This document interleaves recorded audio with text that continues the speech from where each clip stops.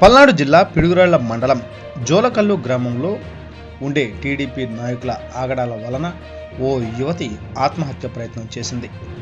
వివరాల్లోకి వెళితే జోలకల్లు గ్రామంలోని టీడీపీకి చెందిన కొందరు వ్యక్తులు ఆ యువతిని గత కొంతకాలంగా రేషన్ డిపో విషయంలో వేధించడం జరిగిందని, ఆ యువతి జోలకల్లు గ్రామం నందు ఉన్న పెద్ద కాలువలో దూకింది.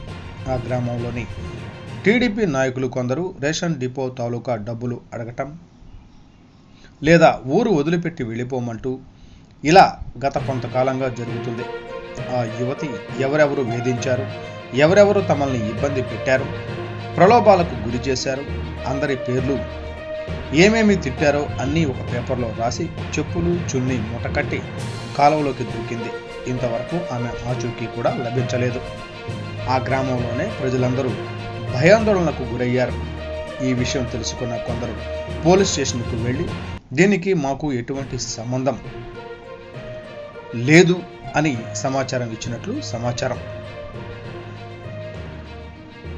ఆమె యొక్క మృతదేహం లభించలేదు. మృతదేహం కోసం గాలింపు చర్యలు చేపట్టిన పోలీసులు. మా అమ్మాయి రావడం కారణం వాళ్ళే చేసేది. ఇప్పుడు మా పెద్దనాన్న కొడుకు అన్నాడు,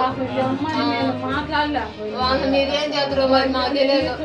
నేను చెప్తున్నా మాకు న్యాయం కావాలి, మీరు చేసేది.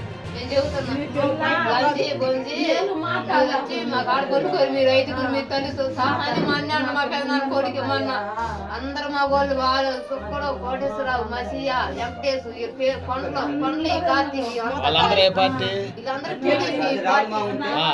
టీడీపీ వాళ్ళే ఇప్పుడు మమ్మల్ని జగన్ అని వీళ్ళందరూ వచ్చి మమ్మల్ని బెదిరేస్తారు. ఎన్నాళ్ళైంది రేషన్ పోయి? 2 నెలలు అవుతుంది.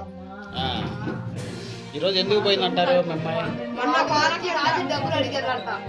వస్తే మేము ఇస్తామన్నాం 10,000, మా ఆయన ఇస్తారంట, మా పెద్ద 10,000 ఇస్తారంట, మా అమ్మాయి 10,000 తీసుకుంటే 30,000 కట్టాలన్నా.